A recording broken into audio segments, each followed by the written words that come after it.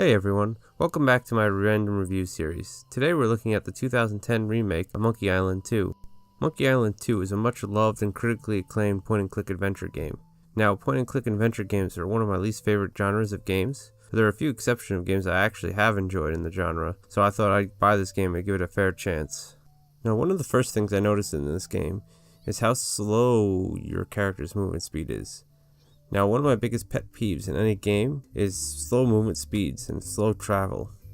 Just moving this slow does not make any sense to me, especially in a point-and-click adventure game. Why isn't the movement speed instantaneous? Anyway, while I'm traveling here, let's take a look at what makes point-and-click adventure games actually good. What is it that makes them fun? Is it all this walking? No, that's definitely not it. When it comes down to it, it's the story and the writing that made these old games shine.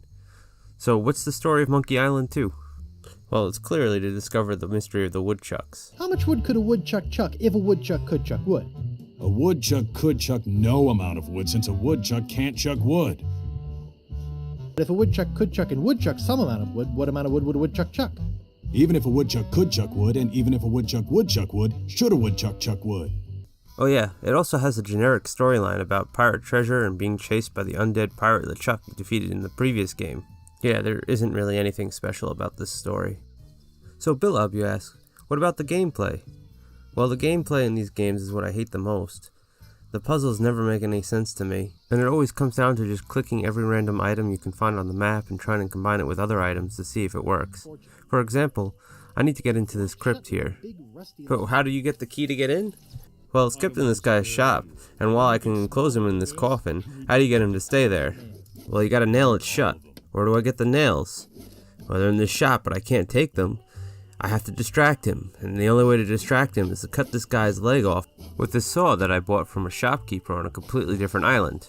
Now with his leg cut off, he'll call out for the woodshop owner to fix his leg, leading him to abandon his store and allow you to take the hammer and nails, which you can use to steal the key and get into the crypt. And of course, in the crypt, you would use your Ash to Life powder on one of the corpses you find, which will resurrect the character, will give you one of the 4 map pieces you need to advance the game. But more importantly, I do need to get back to figuring out the woodchuck mystery. So, I found a local library that had this book, I Married a Monster by S. Cheese. Well, actually, that's not it. We have How Much Wood from the Woodchuck Mystery series. So I'm going to rent this book out and see what it has to say. How much wood? I think the butler did it. Alright, so that didn't help. So next on, we're going to move on to this dog, and well, we have all different options of what to do with the dog, but apparently, who would have thought that you wanted to pick it up? It's the same thing with this monkey. Once you distract it with this banana here, you just grab him, and now you have a monkey. Alright, so that's random and stupid, but it is actually kind of amusing. You just shove a monkey in your pants. And that's where this game actually shines the most for me. The writing in this game is actually really funny.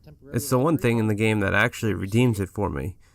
Just going through the game and finding the different jokes is one of the few ways to make a point-and-click adventure game actually engaging. Here, let's let the game actually speak for itself. Bartender, get me a drink. Name your poison. I'll have Yellowbeard's baby. Well, you can try, but I don't think nature's on your side. Just give me the drink, please. The grave of the unknown drunk guy we found face down in his own vomit on the beach. So you can see, just throughout the game, there's hidden jokes littered everywhere in every corner of the game.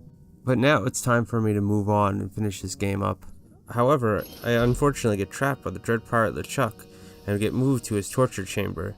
So there's only one thing left I can do to finish this game. How much wood would a woodchuck chuck if it... 5 chords. Yeah, that was easy.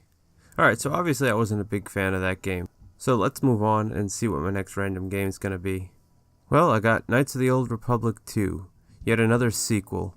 Well, at least this time I played the first game before. Well, I hope everyone enjoyed my review of Monkey Island 2, and I'll see you for my next one.